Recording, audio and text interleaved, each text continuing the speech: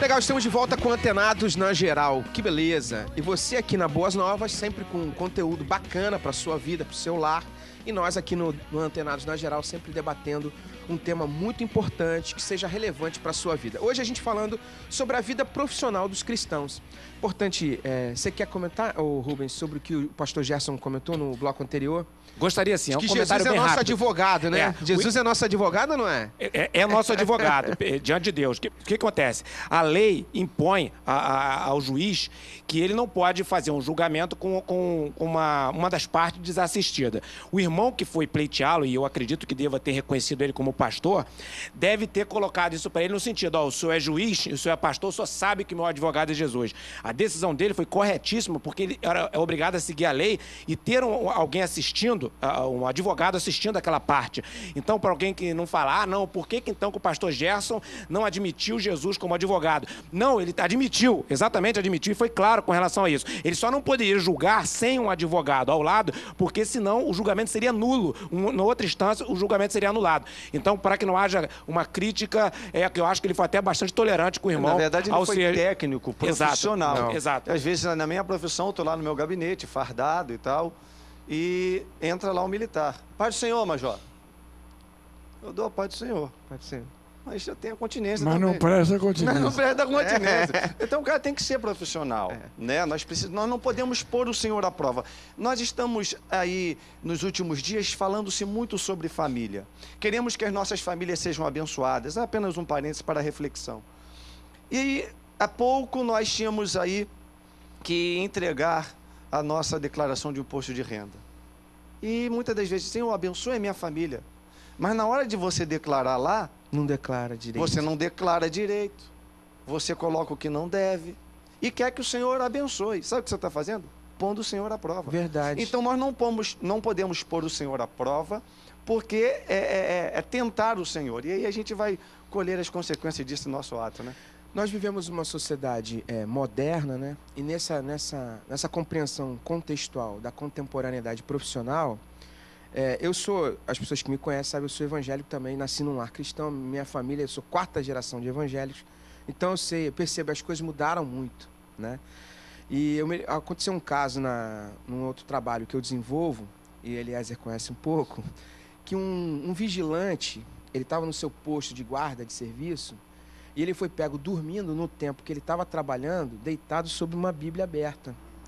E a justificativa dele é que ele estava estudando a Bíblia e dormiu na hora do trabalho. Então, às vezes, eu queria puxar essa pimenta, esse cafezinho aí, para que a gente comentasse qual é o limite da postura do cristão quando vai de encontro à vida profissional.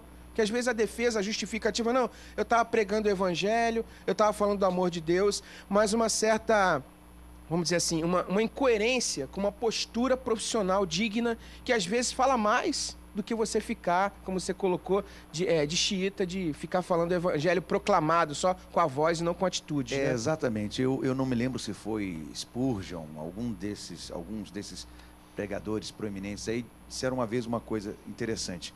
Pregue a palavra. Se preciso, use palavras. Pregue a todo tempo. Se preciso, isso é polêmico. Isso é uma frase de John Wesley, mas mas ela é mais antiga, porque os evangélicos no Brasil têm um certo preconceito com os católicos. Na verdade, essa frase é de São Francisco de Assis. Mas é interessante ela é corretíssima. Desse contexto, porque a tua vida vai falar muito mais. Esse rapaz, por exemplo, ele estava errado, porque estava no horário de trabalho dele e ele tem que ser exemplo.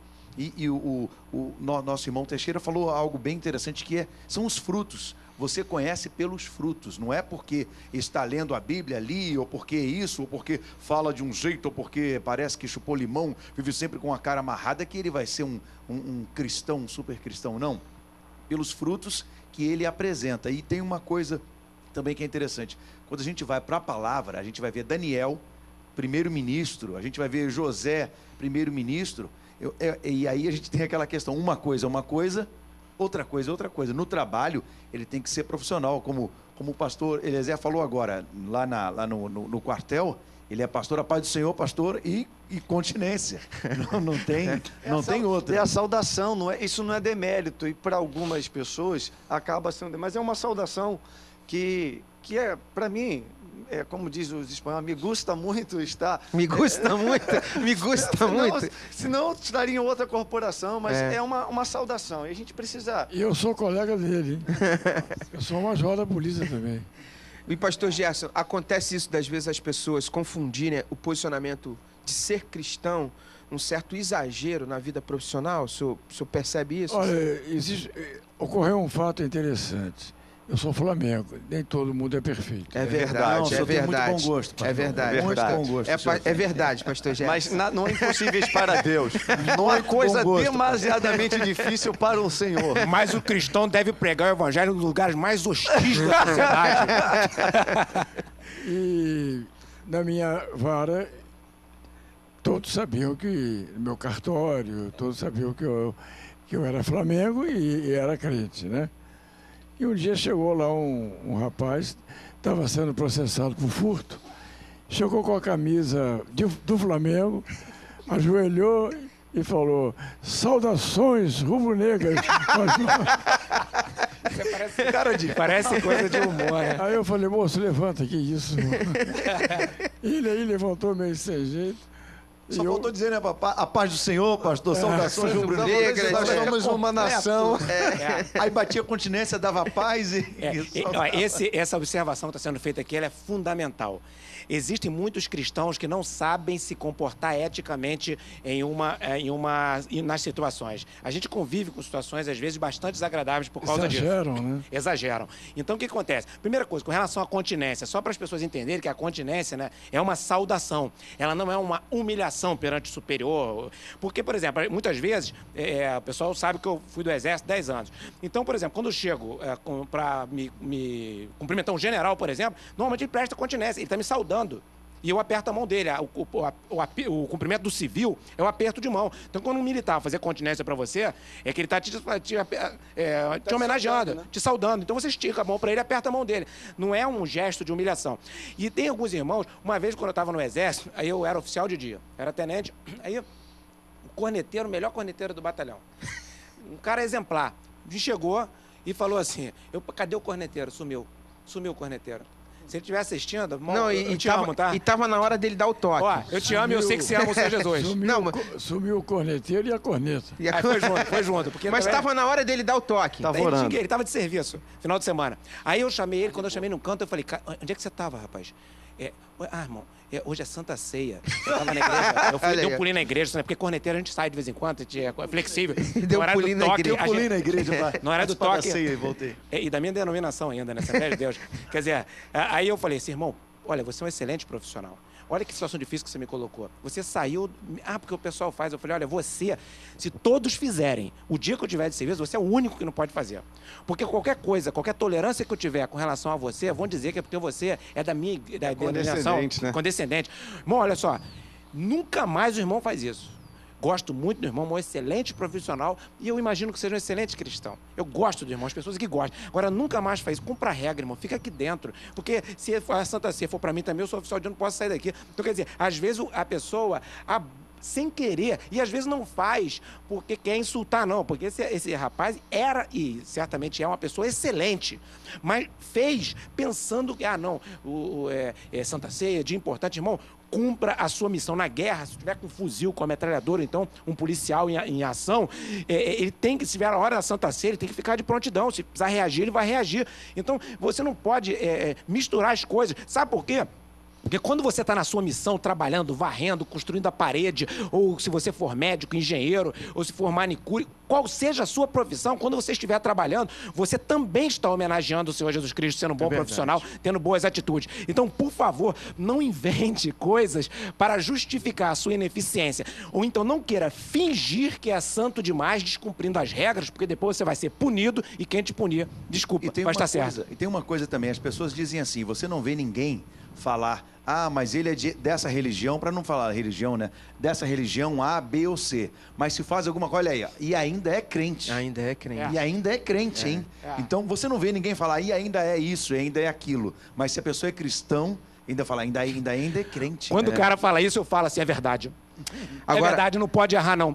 Porque você está dizendo que dos outros lados é tão comum errar que sendo crente, definitivamente não deveria. Agora, você que está dizendo que do outro lado é comum, por isso você não faz essa referência. E nós Agora... temos a carta até Tiago, né? Tiago escrevendo, nós encontramos lá, sede criteriosos em tudo. Nós precisamos ser criteriosos e muitas das vezes não somos. Nós muitas das vezes não conseguimos fazer distinção daquilo que é sagrado e daquilo que é profano.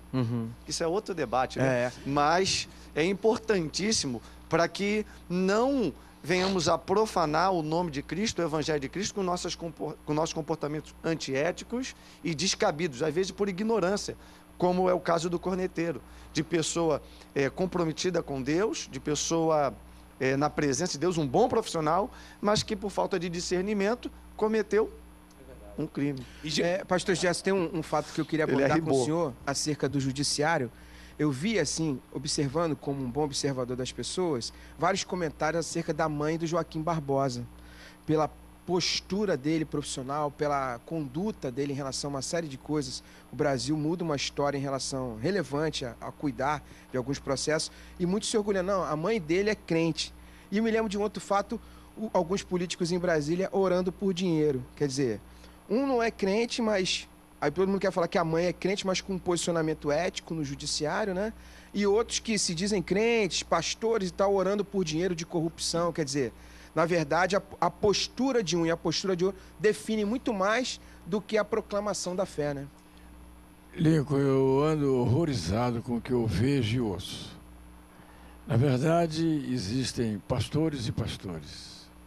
E nós, que buscamos um comportamento ético, nós que nos preocupamos com pregar o Evangelho em toda a sua genuinidade, em toda a sua verdade, nós, de vez em quando, temos que explicar, esclarecer que nem todas as coisas são como as pessoas estão vendo. No caso do presidente do Supremo Tribunal Federal, eu não o conheço pessoalmente, mas ele me parece uma pessoa séria. Né? Ele até agora, a meu ver, a meu sentir, ele não cometeu nenhum exagero. Né? E ele não é crente. A mãe é crente. Agora, o outro crente que estava orando por dinheiro, isso é um testemunho que faz com que as pessoas que ainda não creem jamais se interessem em vir a crer. E num contrassenso, a mãe desse pode até também nem ser crente, não ter se ensinado isso a ele. É verdade. É completamente o oposto disso. Eu preciso ir pro break rapidinho, mas agora, aqui no Antenados, eu não sei porque quando o André é diferente, mas eu sinto que começa meio devagar e depois o negócio vai aquecendo, né? Vai dando uma pressão, uma panela de pressão. No próximo bloco tem mais debate muito legal aqui no Antenados, na geral, falando sobre a postura de um profissional, vida cristã, no meio secular, na vida acadêmica, profissional, no seu cotidiano. Sempre Antenados na geral, com uma temática legal, um assunto bacana e com a sua audiência. Eu volto já, rapidinho. Vou pro break e volto já.